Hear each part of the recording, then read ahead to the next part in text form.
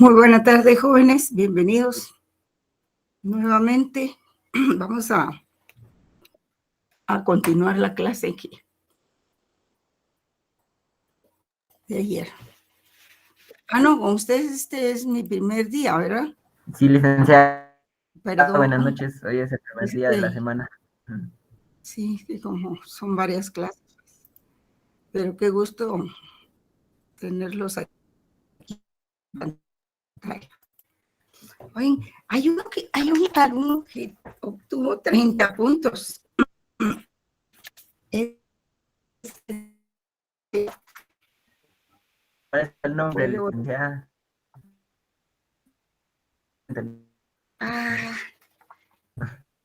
Bueno, voy a ver aquí, lista.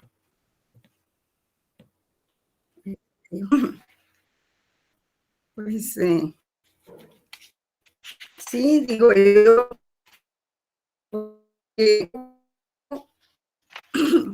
yo no desconfío de que el alumno haya, es de la A, de que el alumno sepa estudiar o que tenga una gran capacidad de abstracción, ¿verdad? Pero como hubo algunas intrusiones a la sección que doy en la tarde, ingresaron como 5 personas que no son de la sección de la tarde.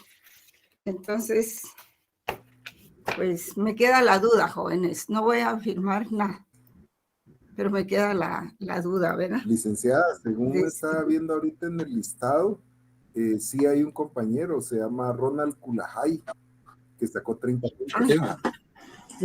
Y la sección B. La amarramos, si fuera coche le echamos a la parrilla.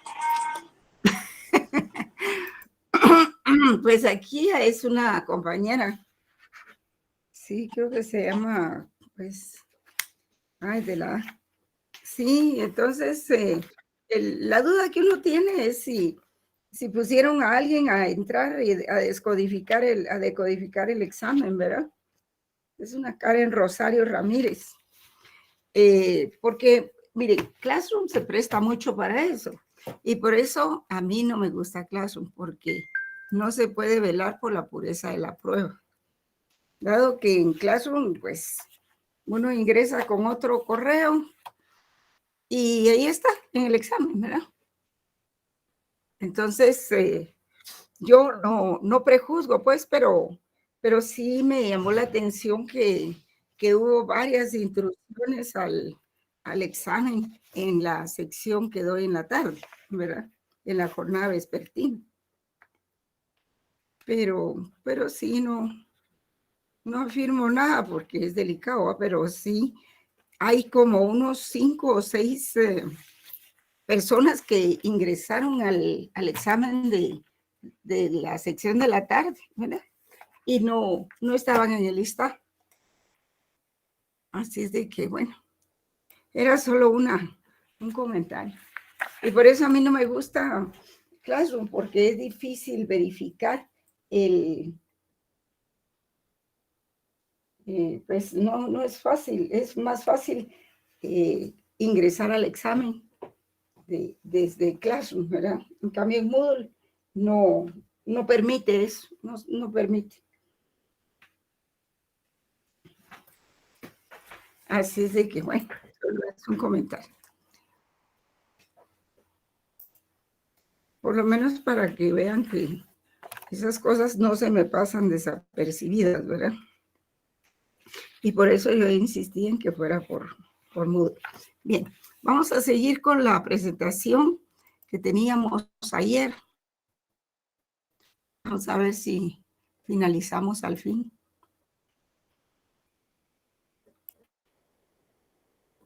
Creo que nos quedamos un poco... no sé si todavía logramos definir el positivismo filosófico. No, perdón, el positivismo filosófico.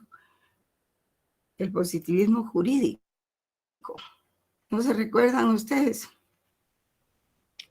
Nos quedamos aquí, miren, nos quedaríamos aquí. Ahí, licenciada.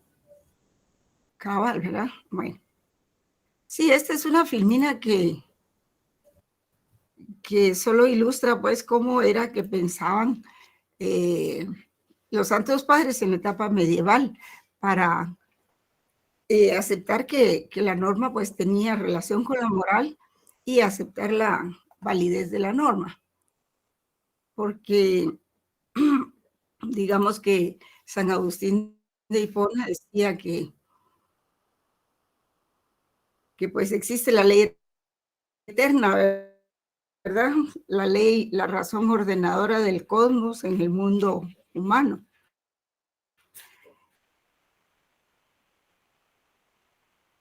Y él aceptaba la ley positiva, siempre y cuando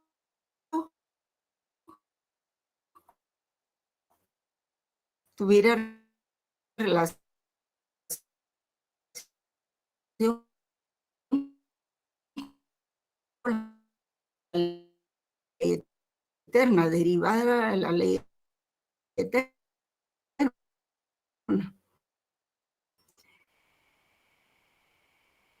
Y el derivar de la ley eterna significaba que tenía que ser justa.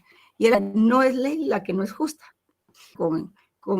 Y lo justo y la ley natural es la ley eterna. Entonces había un círculo ahí, ¿verdad? Que se cerraba al final. Pero vamos a ver otras formas de validez. Bueno. Lo que pasa es que están ingresando. Aunque uno ingrese unos minutos después del horario, igual los alumnos ingresan mucho después. Bueno, entonces que la interrumpa, fíjese que en ese sentido yo no sé si se pudiera programar la reunión para que nos dé acceso, porque varios de nosotros desde las 5:30 estábamos intentando ingresar. Imagino que por eso es que aún hay gente ingresando. Vamos a poner automático.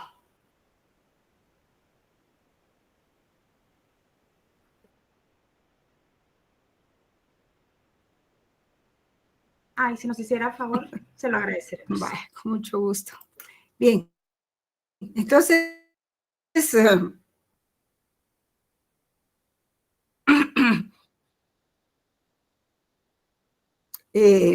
uno de los fue el XVIII y principios del siglo XIX, ¿verdad? Y eso sirvió para ordenar derecho propiamente o normas jurídicas de las otras normas, ¿verdad? De lo que se consideraba otras normas, de la moral, de la ética, de convencionalismos sociales, ¿verdad? Y el primero que marcó el inicio del movimiento codificador fue Napoleón, cuando mandó a elaborar el orden, el código civil. Y entonces eso permitió ordenar todas las pautas y todos los criterios, a veces contradictorios, eventualmente anacrónicos y heterogéneos, que regulan las relaciones sociales y políticas.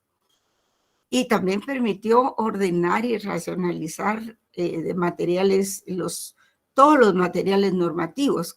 Imagínense ustedes, fue un gran trabajo el desarrollo de la historia para crear un instrumento que verdaderamente sirviera, ¿verdad?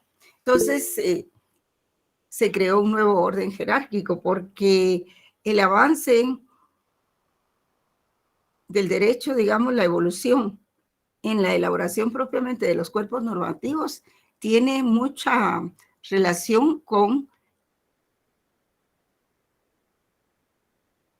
la historia de las ideas políticas, la historia de la filosofía, pero también la tecnología que existía.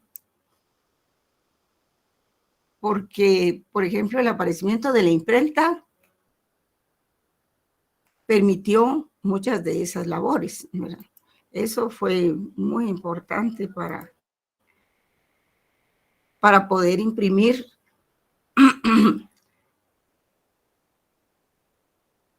pues no solo los cuerpos legales finales, sino que una serie de documentos que se derivaban de eso. Entonces, se crea un orden jurídico en las normas, ¿verdad? Y también se pudo emitir también las reglas de derecho que fundaron al Estado liberal. Como existía la iglesia, que era la que prohibía el poder la iglesia, ya había educación, entonces triunfa el protestantismo, pero a la par el movimiento de los glosadores y los posglosadores, ¿verdad?, para elaborar los códigos legales. Entonces todo va a la historia. Y entonces estas reglas de derecho vienen a fundar el Estado propiamente, el Estado social, y algunos estados se organizaron en repúblicas y otros en monarquías, ¿verdad? Pero lo cierto es de que eso dio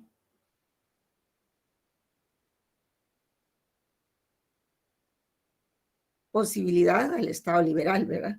Por ejemplo, Juan Jacobo Rousseau, los grandes impulsores de una república, más bien de un pacto social.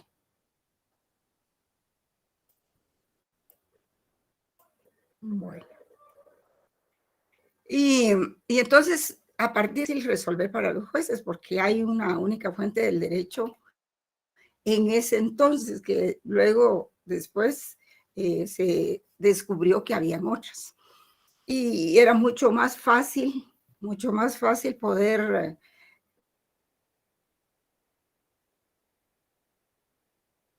resolver, consultar la ley, invocar la ley, argumentar para determinadas situaciones. Así entonces pasamos a un movimiento muy importante, que es el de la Revolución Francesa. Para Francia fue donde surgió por primera vez la codificación, como les decía yo, con Napoleón, ¿verdad? Entonces, los codificadores concibieron el código como la única fuente de validez del derecho. Ahí vamos a otro tema, la validez del derecho, que a su juicio era insuperable y completo, y no se aceptaría otra fuente del derecho que no fuera el código. Y entonces, con el código, con la codificación, surgen otras corrientes jurídicas, como por ejemplo la aparición del positivismo legalista y formalista.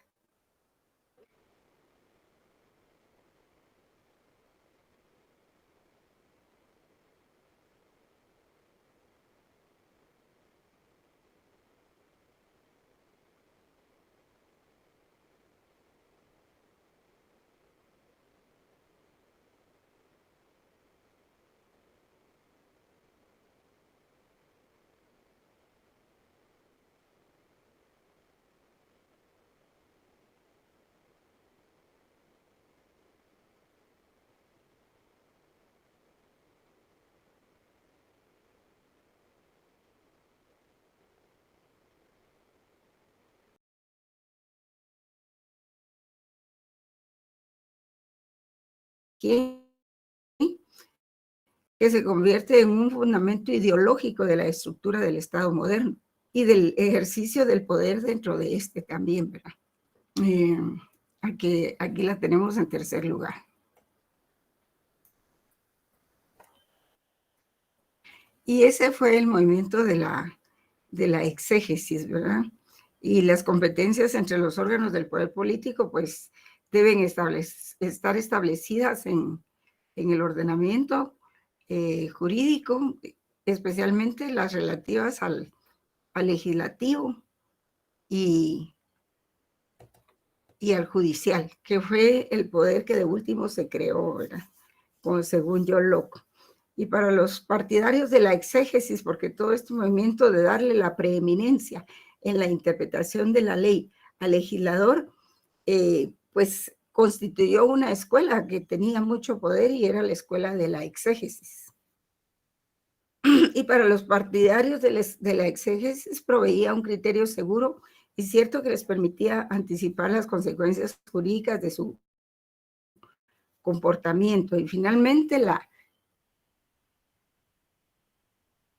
necesidad de certeza jurídica, de certeza del derecho. Entonces, es estable que los jueces resolverían con base en ellas en adelante y no resolverían como venían haciéndolo con otros criterios que pueden ser vistos como arbitrarios eventualmente. Luego surge entonces con ese movimiento codificador no solo el positivismo jurídico y el ideológico, sino que también el positivismo sociológico antiformalista, que viene a ser una crítica a ese positivismo jurídico, porque de ahí en adelante, pues, la sociedad llegó a un punto en que creían que todo se resolvía con una ley, ¿verdad? Entonces, ya cuando se ve cómo funciona la ley dentro de la sociedad, es que surge el positivismo sociológico, que es el que va a analizar cuáles son las consecuencias o cómo es que se da el fenómeno del derecho dentro de la sociedad. Cómo es que funciona el derecho aplicado a la sociedad.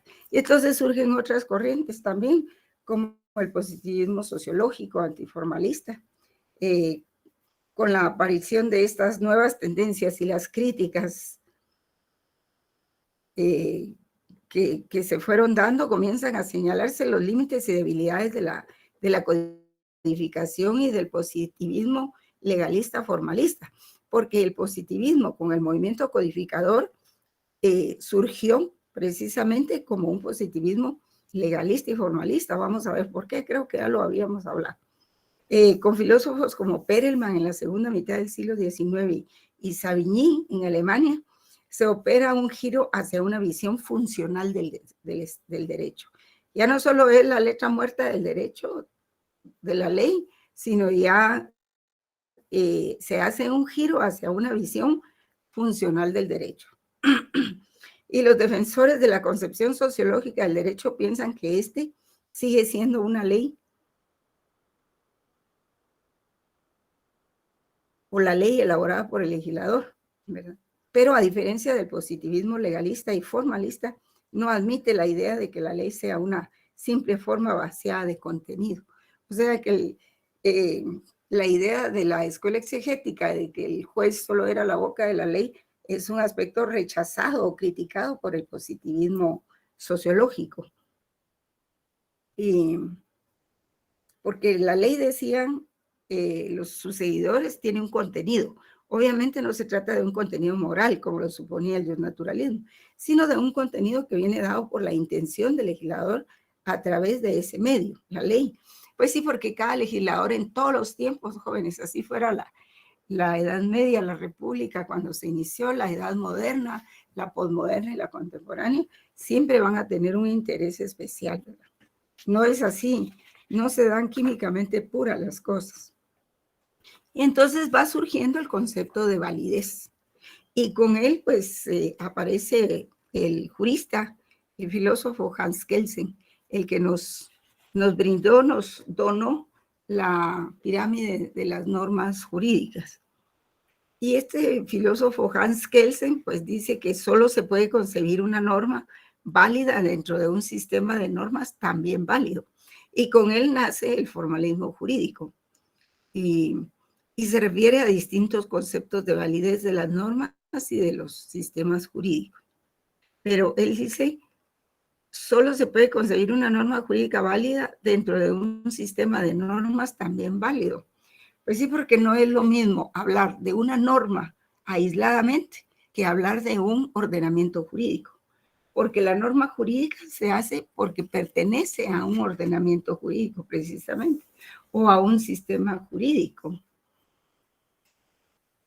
Porque, como señala Kelsen, pues él intentó hallar ese fundamento de una norma, intentó hallar ese fundamento en una norma básica o fundamental, de la que nunca pudo explicar su carácter jurídico. Y del sistema jurídico en su totalidad, ese solo puede predicarse su validez moral o justicia, o su validez social, que es la eficacia. Hans Kelsen buscaba ese, digamos, ese fundamento en una ley general. ¿Y cuál podría ser esta general.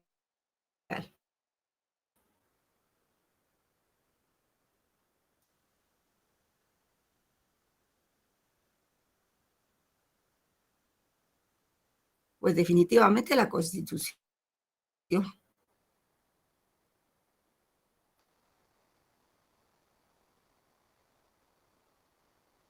Y las constituciones se fueron dando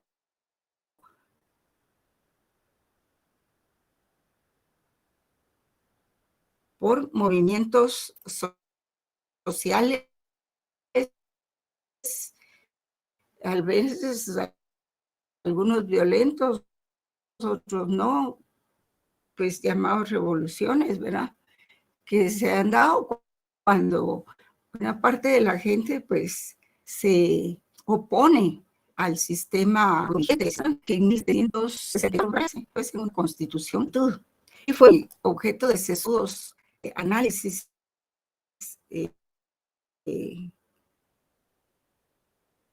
esa constitución, pero además de movimientos políticos muy interesantes, porque habían unos a favor y otros en contra de la esclavitud. Se votaba la ley de esclavitud. Sí, bueno, el problema fue esfuerzo de muchas personas que consideraban más humanos, ¿verdad? De que nadie tenía derecho a comerciar con personas humanas como eran los africanos y todos ¿verdad? ¿Cómo lo conocemos hoy, jóvenes? Trata de personas, ¿verdad? Trata de personas. O sea que el fenómeno sigue, pero ya está prohibido. Y entonces ya es perseguible. Entonces señala Hans Kelsen, ¿verdad? Que solo se puede concebir una norma jurídica válida dentro de un sistema de normas también válido. Y se refiere a distintos conceptos de validez de las normas y de los sistemas jurídicos. En realidad aquí hay varios juristas y filósofos que consideran distintos criterios de validez de las normas. Tan es así que cuando iniciamos este tema, precisamente iniciamos con la relación o la teoría de la vinculación entre la moral y el derecho. Y pues consideré que era importante hacer detenernos ahí para poder explicarnos en el futuro de las clases muchas cosas. Decía también Hans Kelsen que una norma sea válida significa que existe y pertenece a un sistema jurídico particular. Un poco de eso lo dice la Filmina, ¿verdad? Decía también que la validez de las normas depende de un criterio formal y ahí nace el formalismo jurídico y nace la dogmática jurídica también. Entonces decía que la validez de las normas depende de un criterio formal no material, de tipo procedimental. O sea que la norma tiene que haber sufrido un proceso legislativo y eso es de un tipo procedimental. Es decir, la norma B es válida sí y solo si el órgano gubernamental competente, que en este caso sería el legislativo, ¿verdad?, autorizado por la norma A, que tiene jerarquía superior a la norma B, siguió el procedimiento estipulado en la norma A cuando creó la norma B. Entonces, ese es un criterio formal de validez de las normas según Kelsen. Y pues es un criterio que ha prevalecido hasta nuestros días. Y son los grandes aportes de Kelsen, ¿verdad? Y la validez de un sistema jurídico significa que los individuos se encuentran sujetos a las órdenes y mandatos que las normas de este sistema les imponen.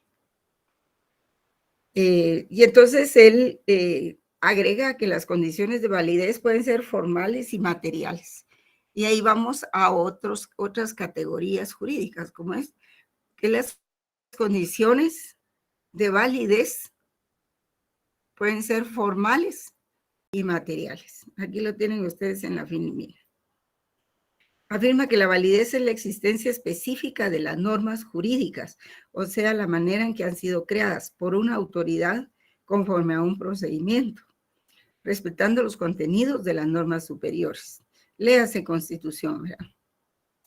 La validez tiene ámbitos diferentes también. Puede tener un ámbito territorial, personal, material, temporal, etc.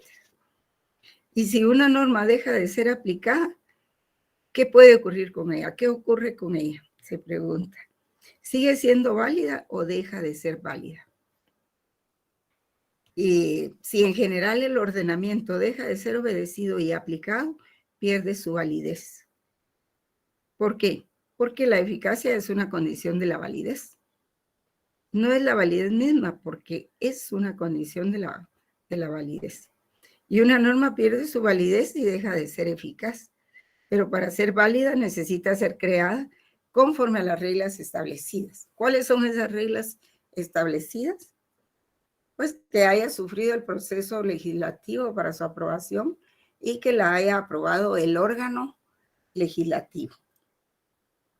Eso para que fuera eficaz, para que fuera válida, para que sea válida. Pero si esa norma no es obedecida, pues podría perder validez porque pierde eficacia, que es una condición de la validez, pero no es la validez misma, porque es una condición, porque una norma pierde su validez y deja de ser eficaz. Pero para ser válida, repito, necesita ser creada conforme a las reglas establecidas. No es simplemente la eficacia la que hace la validez, porque si no pasaríamos del mundo del ser al mundo del deber ser sin ningún problema y todo lo que es eficaz sería válido, aunque fuera incorrecto. Y entonces no necesitaríamos reglas en este caso porque no habría nada que criticar, ¿verdad? Porque todo lo que hacemos sería lo debido. Y por ahí puede invocarse un poco que aunque una norma haya sido emanada de un poder constitucional o de un órgano legislativo y que ha sufrido todo el proceso de ¿cómo se llama? De legal, todo el proceso legislativo. Puede que lo que esté regulando no tenga nada que ver con la población a la que va dirigida esa norma. Entonces, podríamos decir ahí que aunque fuera una norma válida por su origen, pues el error no es fuente de derecho, aunque sea una norma, ¿verdad? Y también ya con esas tesis de Hans Kelsen surgen las condiciones formales de la norma, que se refieren a quién realizó el acto de creación, repitiendo cómo lo hizo y cuál es el objeto de regulación de la norma. Y la competencia formal, que es la norma ha sido creada por el órgano competente, otra vez, y el procedimiento, ¿verdad? Ya hablamos de eso. El acto de creación debe manifestarse en la forma prescrita en la ley y la competencia material es que las normas no solo están vinculadas a un sujeto normativo y a un procedimiento, sino también a un ámbito material de regulación. ¿Y cuál es ese ámbito material de regulación? ¿Cuáles son las condiciones materiales? Pues estas se refieren a lo que la norma prohíbe, manda o permite, o sea, a su contenido. El contenido de una disposición siempre va a prohibir, a mandar o a ordenar alguna situación, ¿verdad? Entonces, o permite el contenido de la disposición normativa y eso va desde que se crea la norma hasta el terreno de la interpretación. Esas son las condiciones materiales. Y para saber si una norma es contradictoria con lo establecido en una norma superior, pues debe efectuarse la interpretación de ambas. Era lo que les hablaba el otro día, no sé si a ustedes les platiqué de lo que eran las antinomias jurídicas, ¿verdad? Les hablé de eso. Pineda no lo menciona. Sí, licenciada, nos habló de eso. Y cuando la norma, entonces para saber si una norma es contradictoria con lo establecido en una norma superior, debe efectuarse la interpretación de ambas. o cuando la norma inferior no respetó la superior, se dice que esa norma es inválida por tener un vicio sustantivo o de contenido. Y entonces, todo esto que hemos visto es importante porque le va a dar fundamento a las razones que establecen las diversas corrientes filosóficas para obedecer al derecho. Y la obediencia del derecho, pues, ha sido objeto de estudio por un extenso grupo de filósofos del derecho. Y si bien hay posturas enfrentadas, casi todos sitúan la pregunta sobre la obediencia al derecho en el ámbito de la moral, en detrimento del ámbito jurídico e incluso político. Y toda esa crítica nos lleva a abordar el tema desde una triple y complementaria perspectiva, ¿verdad? La obediencia al derecho como obligación jurídica, como obligación política y como obligación moral. Pero antes de continuar con ese tema, quiero que vean esta filmina. La validez no solo es lo que les expliqué, también hay validez normativa, como dice ahí, que es sinónimo de fuerza obligatoria o fuerza vinculante, y se concibe como fundamento de un deber jurídico de actuar conforme al dictado por el derecho. Entonces, presupone la vigencia o validez formal de la norma. Eso de validez formal de la norma es otro concepto que se fue acuñando con todas estas teorías de Hans Kelsen, pero también existe la validez sociológica, y esa es de otro autor, me parece que Alf Ross. La validez sociológica, la norma se identifica con la eficacia señalada por Bobbio. Es por Norberto Bobbio. Según la cual es importante saber si la norma realmente es aceptada y obedecida por sus destinatarios, o el caso de ser transgredida, si funcionan los órganos y mecanismos coactivos para lograr su forzoso cumplimiento. Si estos mecanismos funcionan, es que la norma sí es válida, ¿verdad? Y además es aceptada y obedecida. Y tenemos la validez axiológica del derecho, que remite al problema de los valores en el derecho, especialmente al problema de la justicia. Y esta forma de entender la validez jurídica considera que una norma o un sistema jurídico, para ser considerado válido y obedecido, debe cumplir con ciertos requisitos de contenido adecuado a un determinado sistema de valores. Y ahí vamos a los valores, ¿verdad? A la validez axiológica. Y dentro de la validez axiológica, pues tenemos también la validez moral o de la justicia, o un sistema jurídico usualmente que es predicado o defendido por las teorías que suponen que el sistema jurídico en su totalidad debe ser coherente y congruente con una doctrina moral y una norma ética, que se considera superior axiológicamente como las normas justnaturalistas, o aquellas teorías que sostienen que todo sistema jurídico debe incorporar una pretensión de justicia, de corrección o rectitud moral que se expresa en normas que garantizan ciertas libertades y derechos que no son negociables y sin las cuales estamos en presencia de un sistema depredador, como la norma no positiva de Robert Alexy, ¿verdad? Bien, pero vamos a continuar con este tema que es tan importante. Entonces, tenemos que también se desarrolló lo que es el positivismo jurídico, ¿verdad? Y según esta corriente, el derecho está compuesto exclusiva o predominantemente de preceptos legislativos, o sea, de normas, por normas promulgadas explícita y deliberadamente por órganos centralizados, y no, por ejemplo, por normas consuetudinarias o jurisprudenciales. O sea, digamos, el quid de la cuestión de la validez es porque hay normas o costumbres que se vuelven comportamientos obligatorios, y probablemente eso no pasa por un órgano legislativo. Hay casos en que sí, ¿verdad? Sostiene el positivismo jurídico también, ahí lo pueden ver, que el orden jurídico es siempre completo, sostiene que no tiene lagunas, pero sí tiene lagunas, ¿verdad? Es consistente, no presenta contradicciones y es preciso, y que sus normas no son vagas ni ambiguas. Y en suma es un sistema autosuficiente para proveer una solución unívoca para cualquier caso concebible, ¿verdad? Y está unido al positivismo ideológico, porque una cosa es la corriente propiamente jurídica y otra cosa es lo que debe pensarse o el impacto psicológico, ideológico, incluso emocional que debe causar en la mente de las personas. No importa el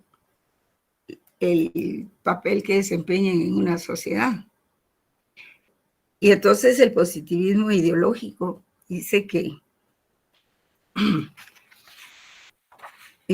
generalmente el positivismo ideológico va unido al positivismo jurídico, pero el positivismo ideológico defiende la absoluta sumisión, y en esto fíjense bien, defiende la absoluta sumisión de los jueces a los mandatos legislativos, lo que supone que el derecho está compuesto solo por leyes y que los jueces, ¿verdad?, deben decidir siempre según normas jurídicas y no según otro tipo de normas o de principios, ya que siempre ofrecen una solución unívoca y precisa, pues de lo contrario se tendría que recurrir a otro tipo de criterios no jurídicos para justificar su decisión. Y esto del positivismo ideológico es como que fuera no puedo decir propaganda, no es lo apropiado, ¿verdad? Es como la apología del sistema del positivismo jurídico. Porque, bueno, nosotros vemos que las cosas no son totalmente así, ¿verdad? En el positivismo, como un derecho impuesto por la autoridad, pues siempre hay lagunas porque no hay un caso igual al otro. Y si no, no tendríamos pues nuestro artículo 10 que habíamos hablado ayer, me parece, o el miércoles, que nos sirve para interpretar la ley o para llenar las lagunas de la ley en caso no se proporcione una norma específica. Además, pues, realmente el positivismo ideológico, haciéndole una crítica, pues, es un poco riguroso y absoluto, porque existen otras normas con las que ya resuelven los jueces. Probablemente en aquellos tiempos de la modernidad no se daban, pero ahora hay mucho derecho natural que se encuentra en todos los tratados y convenios internacionales aceptados por Guatemala y que forman parte de nuestro derecho ordinario, porque al introducirlos en nuestro sistema, es decir, al ratificarlos, se hace por medio de una disposición ordinaria, de una ley ordinaria. Y en ese sentido, pues ya ingresan como derecho positivo, ¿verdad? Todos los convenios. Y todos los jueces están obligados a emitir sus sentencias también con base no solo en la ley guatemalteca, sino también en los tratados y convenios internacionales. Y por eso dice aquel artículo, creo que es el 46, que los tratados y convenios en derechos humanos tienen preeminencia, ¿verdad? Pero porque ya forman parte también de nuestro derecho positivo, los valores del derecho natural con las normas del derecho positivo.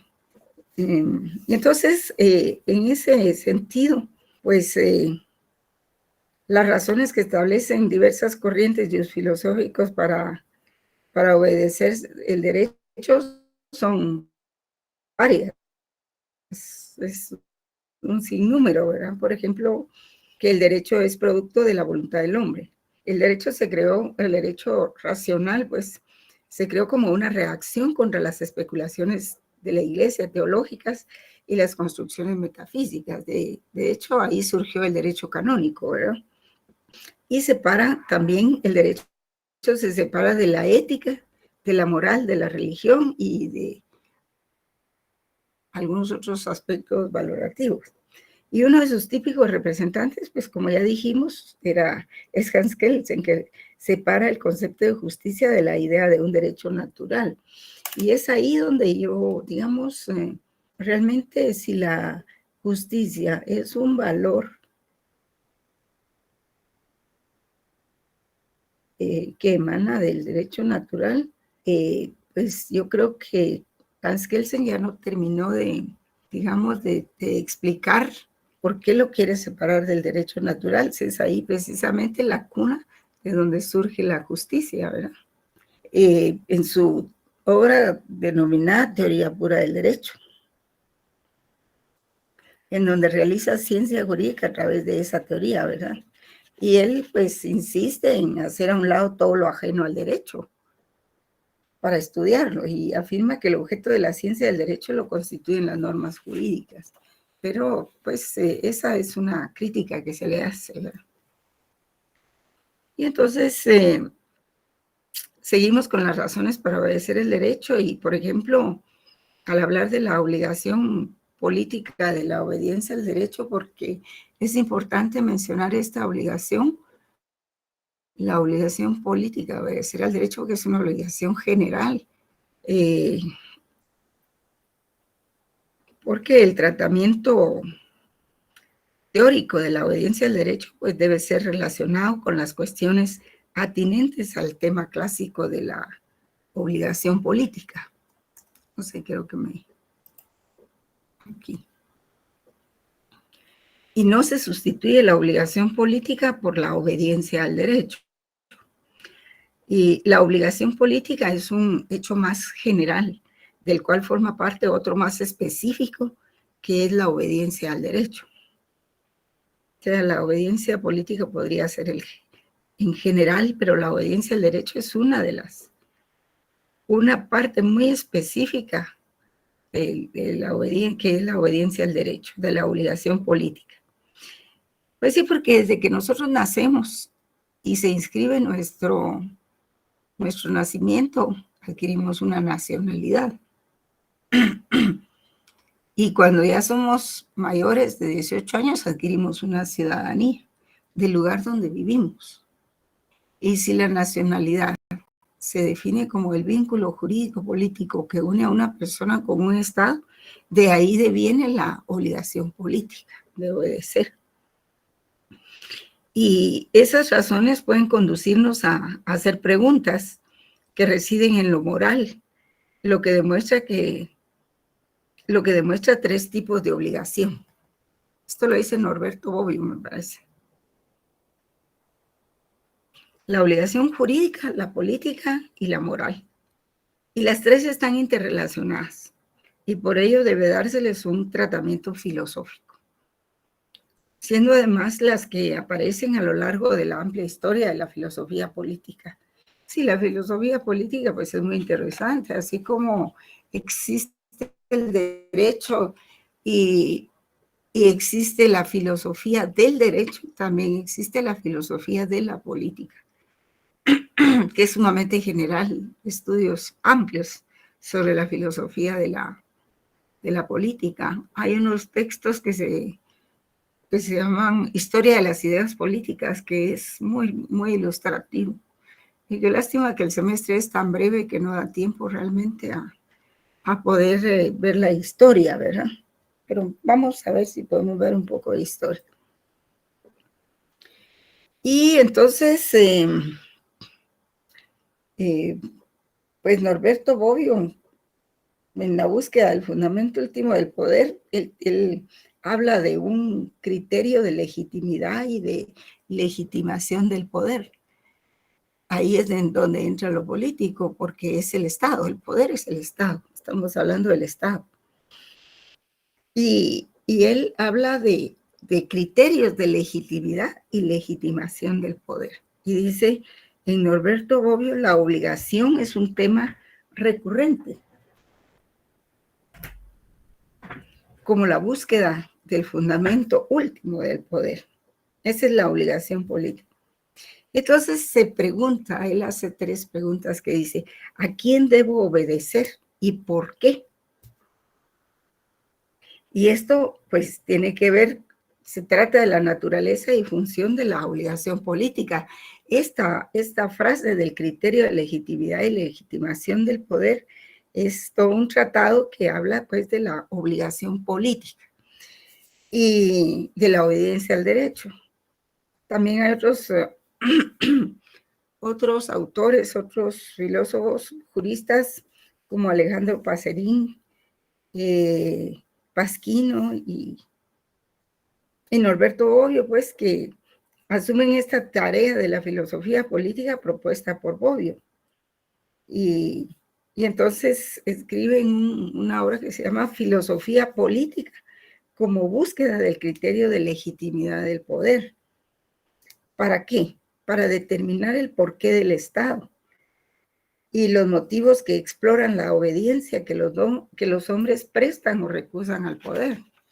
¿Por qué hay que obedecer al derecho? Pues ahí se plantean esas interrogantes. Y así las teorías acerca de la legitimidad y legitimación del poder se limitan a señalar las condiciones que el poder debe acatar, fíjense, o sea, el Estado. El poder, aquí hablamos ya de otra categoría que es el poder. Las condiciones que el poder debe acatar para ser o merecer ser aceptado como válido, dejando indeterminados los modos en que se pueden realizar de hecho esas condiciones. O sea, el poder, bueno, sí está el poder que se impone a los subordinados de un Estado, pero también a estas alturas el Estado tiene que merecer hacer cosas para merecer ser aceptado como válido, porque si no, pues la gente no lo respeta, no acata el poder y lo que hace es que se generan anarquías, ¿verdad? Anarquías y hasta revoluciones y todo eso. Y entonces la obediencia al derecho, dice Norberto Bobbio, seguimos con él, es el que mejor trata este tema.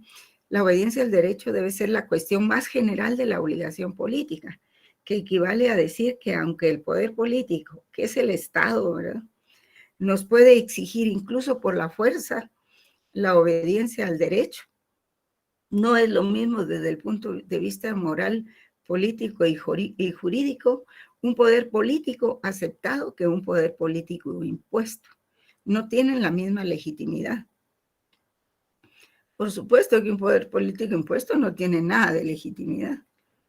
El poder político se tiene que hacer merecedor de la obediencia a sus normas por sus destinatarios, por supuesto, lo que significa que hay estados que se merecen obediencia y otros que no. Y ello nos conduce siempre al tema de la legitimidad y de los requisitos y condiciones de la legitimidad justa, ¿verdad? Y vamos a la justicia otra vez. Y entre otras razones, pues las teorías contractualistas clásicas de Thomas Hobbes, John Locke, Juan Jacobo Rousseau e Immanuel Kant, pues han puesto cuidado especial en crear un marco adecuado que conecte la legitimidad del sistema político con la obligación política. Pelayo González también trata el tema. Y entonces, si los primeros juristas como Juan Jacobo Rousseau escriben, por ejemplo, Juan Jacobo Rousseau dice así literalmente, la fuerza es un poder físico y yo no logro comprender qué consecuencia moral pueda tener. Ceder a la fuerza es un acto de necesidad, no de voluntad. Cuando mucho es un acto de prudencia. ¿En qué sentido podría constituir un deber? Entonces, debemos, si es a la fuerza, ¿en qué sentido podría constituir un deber? ¿Verdad? Entonces, debemos convenir en que la fuerza no crea el derecho y que no se está obligado a obedecer sino a los poderes legítimos. Sí, la fuerza coercitiva se dice que la tienen las normas jurídicas, pero en realidad el poder coercitivo lo ejerce el Estado, ¿verdad? Y Rousseau dice que la obligación moral de obediencia al derecho, pues es una obligación selectiva, pero dirigida al derecho justo. Y Juan Jacobo Rousseau, pues también estaba dando el paso desde la obligación política al establecimiento de las razones más fuertes al derecho, para obedecer al derecho como a la consideración de que el Estado como autoridad es un poder autorizado. Puede exigir la obediencia para la consecución de un poder definido como justo y como tal, y solo como tal, susceptible de obligar a aquellos a quienes dirige sus mandatos. Y la obligación moral de obediencia al derecho es una obligación selectiva que está dirigida exclusivamente al derecho justo, es decir, la norma jurídica justa. Las injustas o medianamente justas pueden ser objeto de obligación jurídica o de obligación política, pero nunca de obligación moral. Y de la misma forma, las razones morales para desobedecer el derecho, ¿verdad? Vamos a ver acá. Ya leyeron ahí la filmina, ¿verdad? Prácticamente, aquí dice, en el cumplimiento de las normas por parte de los ciudadanos no hay dogmas. Saben que tienen un origen democrático. Porque miren, jóvenes, la democracia no son solo las elecciones. Hay muchas más cosas que conlleva la democracia para poder proteger sus derechos que tienen conexión con las normas constitucionales, orientando su función al respeto de los derechos humanos. Y las razones jurídicas pues se corresponden con las razones legales. Y la obligación política perfecciona la obligación moral individual, pues se apoya en razones morales conectadas íntimamente con el sistema político, que presupone vida en sociedad, convivencia política, necesidad de autoridad, y es la suma de obligaciones legales y morales. Y estas últimas cuestionan exclusivamente a las legales. Entonces, vamos a ver si aquí tenemos... Sí. Bueno, entonces, dicho todo eso, vamos a finalizar con esto. El problema de los actos de desobediencia civil son parte de un Estado democrático y se desarrollan sociedades maduras que logran procesar sus conflictos aceptados, que las leyes e instituciones legalmente establecidas no lo hacen, que pueden fallar, admitiendo un espacio para la construcción de interpretaciones distintas a las predominantes que pretenden ser consideradas justas. Y la desobediencia implica consecuentemente estrictas sanciones, ya que significa a menudo un riesgo para la seguridad de otros o de los intereses colectivos. Sin embargo, la desobediencia en este plano se puede deber a razones legales, éticas o religiosas. Y era lo que yo les decía, pues la democracia implica muchas cosas, no solo las elecciones, y casi todo el mundo lo asocia solo con la selección. Bien, jóvenes, los dejo porque nos quedamos aquí.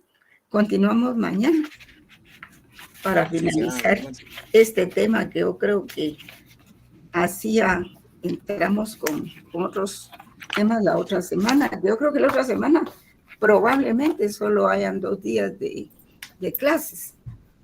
Porque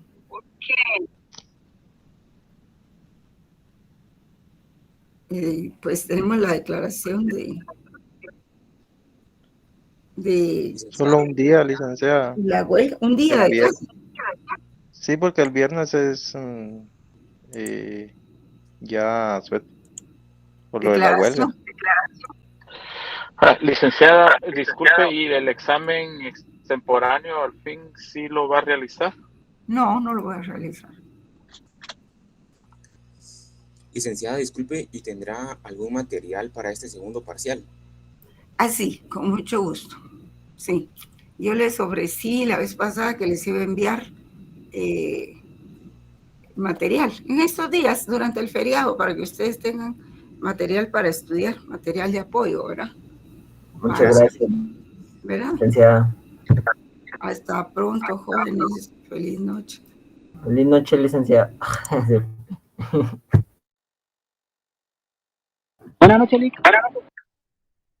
Buenas noches. Ya se fue. Ya se